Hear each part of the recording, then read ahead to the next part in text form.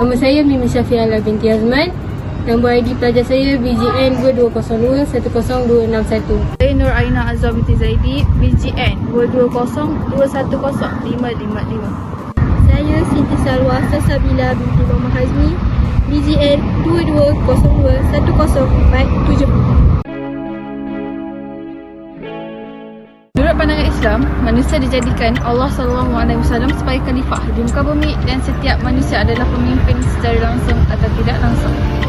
Nabi Muhammad SAW merupakan pemimpin yang dipilih dan dilantik oleh Allah SWT untuk memimpin manusia ke jalan yang benar. Ciri-ciri yang pertama ialah bijak. Baginda juga seseorang yang bijak. Baginda bijak mengatur taktik dan strategi peperangan. Contohnya, walaupun tentera Islam cuma seramai 313 orang dalam perang Badar, namun dengan adanya strategi bijak dan diatur oleh baginda, mereka berjaya mengalahkan tentera musyrikin atau Quraisy Mekah yang seramai 1000 orang. Sebagai pemimpin tertinggi, baginda tidak sombong, malah menerima pakai nasihat para sahabat. Contohnya, baginda menerima cadangan Salman Al-Farisi agar menggali parit sekeliling kota Madinah untuk menyekat kemarahan tentera musuh dalam perang Khandaq.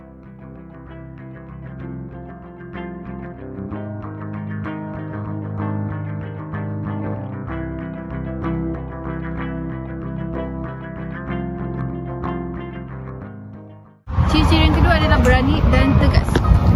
Nabi Muhammad SAW juga seorang yang berani dan tegas. Baginda bukan sahaja seorang Nabi dan Rasul yang diutuskan, malah juga seorang pahlawan yang tiada tolok bandingnya. Baginda mengetuai setiap ekspedisi perang, walaupun jumlah tenteranya kecil, malah baginda berasa bertanggungjawab meniupkan semangat jihad dalam kalangan tentera Islam. Ketegasan baginda pula terselah dengan menyingkirkan kaum Yahudi, Bani Kainuka, Bani Nadir dan Bani Quraizah dari bumi Madinah setelah melanggar piagam Madinah. Mereka telah cuba menimbulkan keadaan huru-hara sebagai memecah belahkan penduduk Madinah. Kesannya penduduk Madinah ini cuma terbatas kepada seorang Islam sahaja. Ini Nabi Muhammad SAW diangkat oleh sejarawan Islam sebagai negarawan yang unggul. Dengan kejayaan Nabi Muhammad SAW sebagai pemimpin politik, pemimpin masyarakat, perancang ekonomi, panglima tentera, ketua hakim yang adil, role model dalam pembentukan institusi keluarga Islam, pemimpin agama dan penaung kegiatan keilmuan. Kita masuk pada kehebatan kepimpinan Rasulullah SAW. Apakah kehebatan Rasulullah? Kehebatan baginda dapat dilihat dari 4 aspek, iaitu daripada segi aspek ibadah, kemasyarakatan, politik dan ketenteraan. Yang pertama sekali dari aspek ibadah. Ini dapat dilihat apabila Rasulullah SAW menjadi imam pada setiap solat fardu kecuali ketika baginda sakit. Rasulullah SAW menjadikan masjid sebagai syiar Islam, tempat tumpuan masyarakat untuk beribadah, menuntut ilmu dan menyelesaikan sebarang masalah. Dari aspek yang kedua pula ialah kemasyarakatan. Sebagai contoh, kehebatan kepimpinan Rasulullah SAW telah berjaya menjadikan masyarakat Madinah hidup harmoni, saling membantu dan bersatu mempertahankan negara Madinah. Kejayaan ini dapat dilihat melalui usaha baginda, antaranya melalui persaudaraan bersama Islam. Rasulullah SAW telah mempersaudarakan kaum Muhajirin dan kaum Ansar dalam ikatan Islam. Yang kedua pula, jaminan keselamatan untuk kaum bukan Islam. Rasulullah SAW mengadakan perjanjian dengan kaum Yahudi dan Musyrikin yang tinggal di Madinah untuk bersama-sama menjaga keselamatan dan keamanan Madinah. Sebagai balasan, hak kemasyarakatan dan kebajikan mereka dijaga dan tidak diceroboh. Seterusnya, aspek ketiga iaitu dari aspek politik. Rasulullah SAW telah menggubal piagam Madinah iaitu Perlembagaan Negara Madinah secara bertulis. Piagam ini dibina atas dasar tanggungjawab dan keadilan untuk memastikan hak setiap individu yang mematuhi piagam ini agar terpelihara.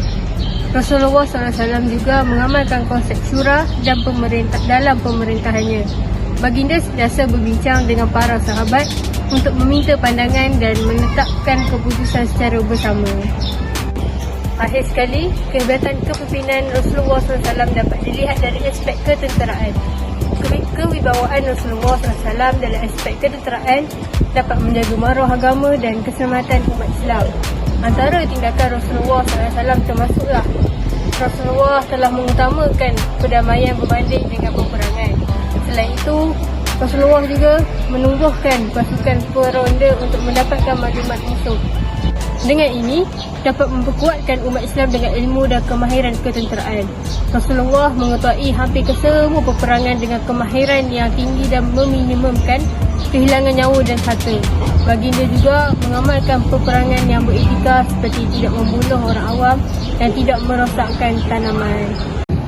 Saya akan menceritakan tentang sifat-sifat yang ada pada Nabi Muhammad SAW yang kita akan kenali. Baginda ialah Nabi Muhammad SAW yang dilantik menjadi Rasul pada usia 40 tahun. Nabi Muhammad merupakan seorang manusia unggul dan suri teladan baik untuk umat sepanjang zaman. Sejak kecil, baginda telah menunjukkan peribadi luhur dan sopan kepada umat Islam serta penganut agama lain. Rasul-Rasul dalam Islam dianggap sebagai teladan yang sempurna dalam segala aspek kehidupan. Termasuk dalam sifat-sifat kepribadian mereka berikut adalah beberapa sifat kepribadian yang sering dikaitkan dengan Rasul-Rasul dalam tradisi Islam. Yang pertama, kejujuran. Rasul-Rasul ni dia sangat jujur dan tidak pernah berdusta apabila mereka berbicara, dengan kebenaran dan memperhatikan integritas dalam semua aspek kehidupan mereka. Yang kedua, Rasul-Rasul ni sangat sabar dalam menunjukkan yang luar biasa dalam menghadapi cubaan. Sifat-sifat wajib yang harus ada pada Rasul. Mereka ada mempunyai sifat wajib, ada 4. Yang pertama adalah sidik. Sidik adalah benar. Yang kedua adalah amanah. Amanah adalah jujur. Yang ketiga, fatonah, bijaksana. 4, tabligh, menyampaikan. Dan mereka juga digelarkan sebagai Al-Amin, iaitu seorang yang membawa kejujuran. Sebagai firman Allah Subhanahu Wa Taala dalam surah Al-Anbiya ayat 107 yang bermaksud, dan tiadalah kami mengutuskan kamu melainkan untuk menjadi rahmat bagi semesta alam. Sebagai umat akhir zaman, kita semua perlu teladani tauladan Rasulullah dalam segenap urusan harian kehidupan kita. Misalnya dalam aspek pengurusan ni, tauladan Rasulullah dapat menerapkan dalam diri ni kat mana-mana sahaja dan bila-bila sesiapa pun sahaja. Baginda juga menunjukkan sifat kemanusiaan yang sangat hebat kepada Rasulullah adalah juga manusia yang biasa. Bezanya Rasulullah ni, dia menerima wahyu dan terlindung dari dosa dan kesalahan yang dipanggil sebagai masyhur. Sementara kita ni tak. Salah satu kisah tauladan kemanusiaan Rasulullah adalah sewaktu seorang nenek datang mohon agar dia dimasukkan ke syurga bersama Rasulullah. Baginda ni juga dia merendah diri apabila dia bergaul dengan sesiapa sahaja, tak kira ataupun seorang yang kaya, miskin, tu orang tua ataupun kanak-kanak. Dia juga mempunyai sifat pemaaf, contohnya mengampunkan kaum Quraisy ketika membuka semula kota Mekah. Sifat bijaksana, perjanjian Hudaibiyah yang berat sebelah akhirnya menyebarkan agama Islam. Sifat-sifat tersebut perlulah dicontohi dan diajarkan kepada anak-anak supaya mereka ni lebih dekat dengan Nabi Muhammad SAW.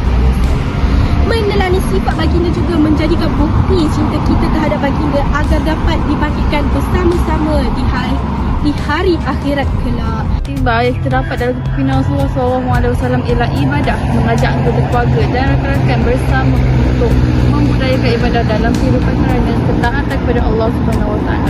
Mengimarahkan masjid dengan menyertai aktiviti masjid seperti solat berjemaah dan majlis ilmu. Kemasyarakatan, menyertai dan menggerakkan aktiviti kemasyarakatan dan kesukarelaan seperti gotong royong dan kenduri kendara. Memelihara hubungan baik dan membantu sesama rakan tanpa kaum dan agama, melibatkan diri dalam aktiviti ekonomi setempat seperti koperasi sekolah dan keusahawanan kecil.